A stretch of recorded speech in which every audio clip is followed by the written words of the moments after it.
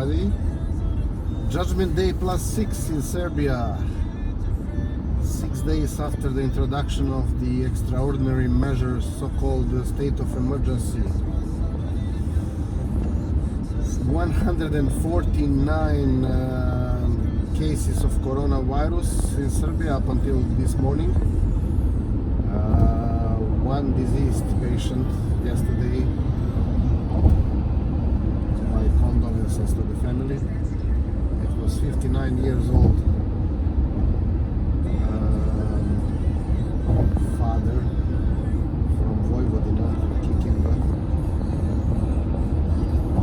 We all hope it is going to stay there. I mean, no more cases of diseased patients. There are several healed patients, which is good. I mean, good sign. According to some epidemiologists, this development is still quite okay, because on the 16th day of after the first recorded case, we have 149 cases and only one deceased patient, which seems to be okay. Yesterday there were 14 new cases. According to these epidemiologists, everything up to 30 new cases per day is kind of okayish. I personally hope that it will stay around 15 new cases per day, because we are already almost one full week in this state of emergency. There is an absolute ban for going out from 8 o'clock in the evening until 5 in the morning. For the elderly people, 65 plus, there is an absolute ban of going out any time of the day. The exception being tomorrow between 4 and 7 a.m. So Sunday between 4 and 7 a.m. they are allowed to go out for some shopping. There was an agreement with the shops that they will be open that time, so from 4 o'clock in the morning until 7 in the evening.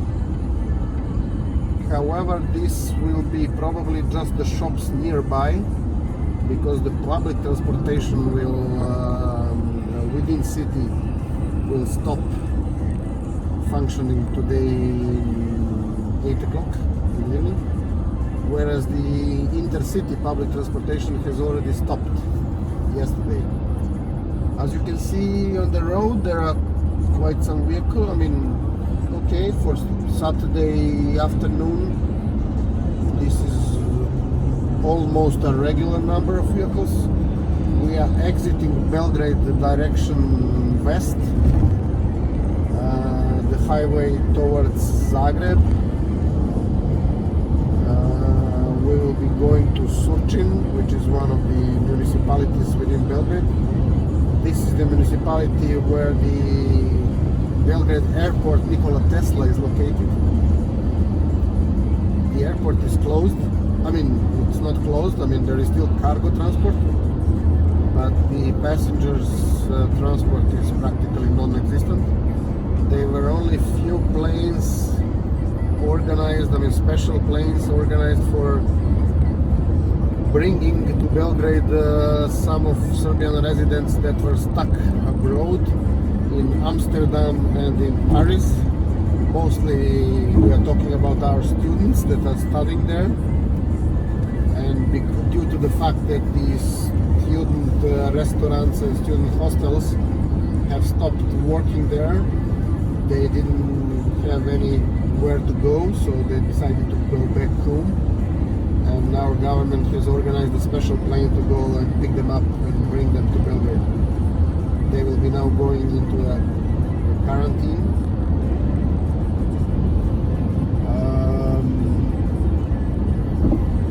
I believe and there will be a new measure today, announced today, that all gatherings of more than 5 persons are banned. restricted.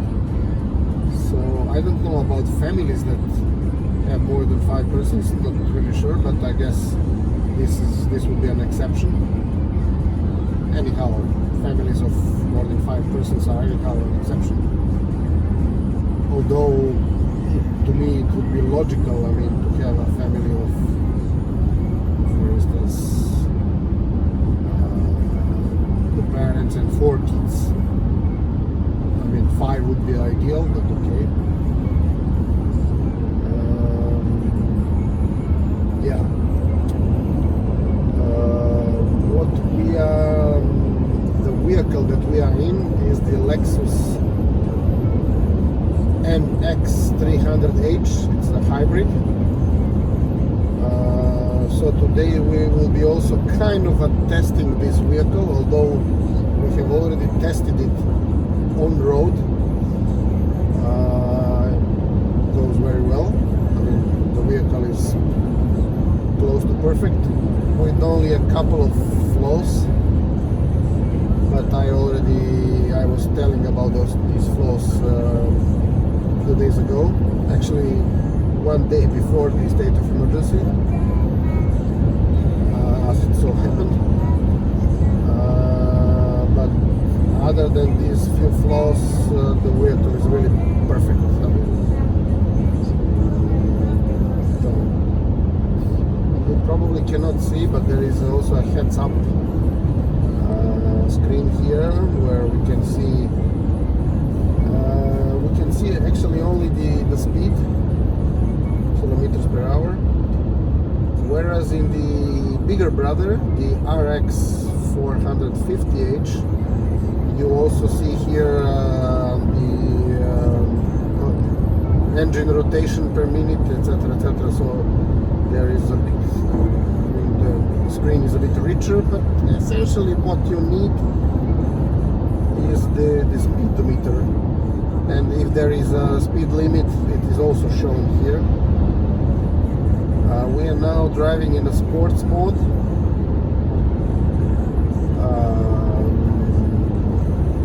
Really, the vehicle is practically perfect. We will be exiting the next. This exit is for the airport, but we will not be going that way. Although there is an option to go there as well, and then continue to Surcin municipality. But we will be actually exiting here, which is also the exit for the Miloš Veliki highway. Not this, I mean, this is the gas station, the next one. So Miloš Veliki was the the recently completed highway connecting Belgrade with Obrenovac and further all the way to Čačak. One small place before Judgement. You see, but it's only written in Cyrillic script, which is a bit odd, but still. So the first exit is to Novi Sad. This time we are not going to be going to Novi Sad, but rather to Surcin. So, and there will be another section from Čačak to the border with Montenegro. The Montenegrins, they are also close to completion of the highway that will be connecting this highway with the coast, the Montenegrin coast. That was quite an adventurous thing to build, because there are hundreds of bridges, tunnels, something similar to the road between, for instance, Genoa and Monaco. So it's a bridge after the tunnel, after the bridge, after the tunnel. I mean, really complex project. But the Chinese, they have undertaken to construct it, and apparently they are doing quite well. They are progressing well. I can hardly wait actually for this to be completed, because I would love really to drive that new highway, because I believe it will be magnificent. Montenegro, I mean the nature in Montenegro is anyhow magnificent, but even before Montenegro there will be Zlatar mountains in Serbia. So even before Montenegro it will be really nice scenery to drive through. Surcin, so we will be exiting well, this is rather ridiculous. They have put two tables one after each other, and the second one cannot be seen from the first. Nevertheless, here as well. I don't know. Probably I don't know what's either they are changing these old tables. I mean road signs. Not really sure. Anyhow, Surcin is here. We will be exiting here, but we will be also putting on the map, because the place we will be going is not exactly Surcin. It's a smaller place after Surcin. So Dobanovci right, Surcin left.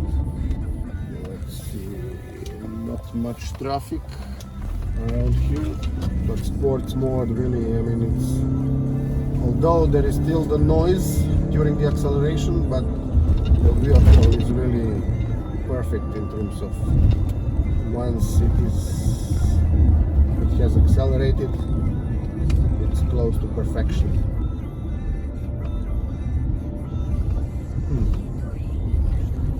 Okay, now we are practically going to Surcin.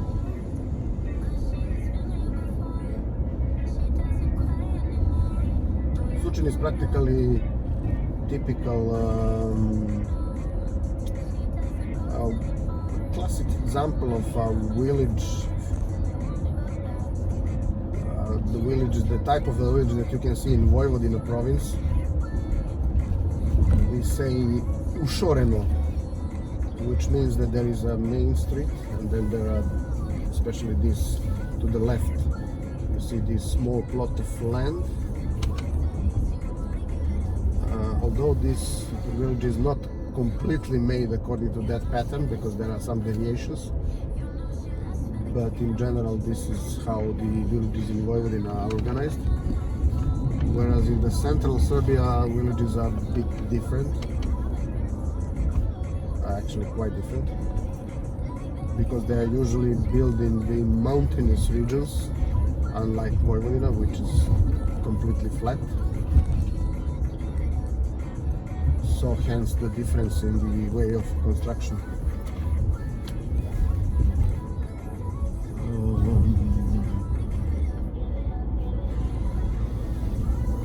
What else I can tell about Surcin? There are some interesting places after Surcin, such as Bojčinska šuma and the Živača meander. Actually, it's now the lake Živača. It's also the fish pond. This is the old practically I don't know how to say korito in Serbian, but it's the old trace of Sava River. They are making, because all the river in flat lands, they are making these curbs, sharp curbs that we call meandri. And after some time, this meander practically, if it goes really, if it's a very sharp curb, then the river practically cuts through the curb and leaves practically the whole river bank, not bank, but river bed, in the shape of the half moon, essentially. Idle, so it's either idle or it's filled with water. If it is filled with water, then this is a perfect place to make a fish pond, and this was made in the Živača. And there are also some nice houses there, and the woods in Bojčinska šuma, which means Bojčinska woods or wood, is the place where there is a theater in the open, and it's very active in the summer because of the wood. The wood gives this feeling of freshness, especially on a hot summer days and summer evenings. It's quite good to refresh a bit. And the theater, of course, there are rock concerts, pop concerts, folk concerts, some theater shows, etc. So it's very lively, very nice to visit. If you go a bit more further, you will be reaching Obecka Bara, which is the national reservoir of wildlife. There is nothing much to see touristically there, but it is definitely an interesting place. Okay, we are still driving so I'm now telling what's interesting in this area. Another interesting point is one monastery.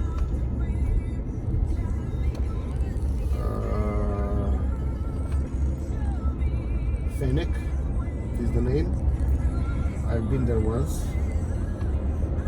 Although if you reach this Fenek monastery, you can continue some 30, 40, 50 kilometers and you will be reaching the Fruška Gora monasteries.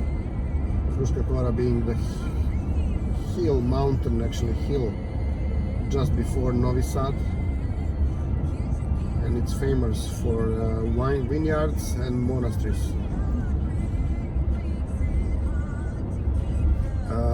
Here there are a few more interesting spots.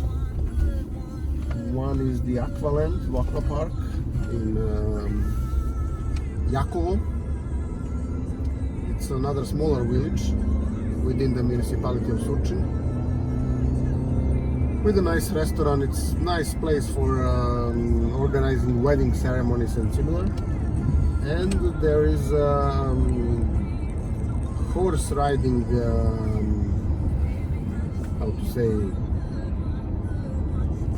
not facility, but horse riding school, and the option for horse riding also in Jakovo, the village that we are practically now approaching. This is the new highway,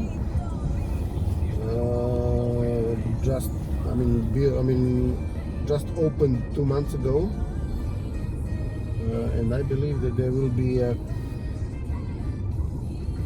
an access ramp to the highway somewhere here in the future. They didn't construct it yet, but I believe that these piles of sand are exactly because of this purpose, to build an access ramps, which will then be easier for the people of Surcin and Jakovo to get on the highway. Otherwise, they will need to go to the place where we exited highway, which is already quite some distance. Okay, essentially I believe we're here. Okay, there is also a nice place on the road to Bojčinska šuma. There is a nautical village with some houses built on the river Sava. So it's practically for the owners of small boats or boats. They can anchor the boats there and spend a night or 2 or 3 in this small village. It's nice. I mean, there is a restaurant, sports facilities, many other stuff. I mean, relatively recently built and quite nice. And of course, Sava River as such is in general very nice. Okay, that much for now, and we'll talk to you soon.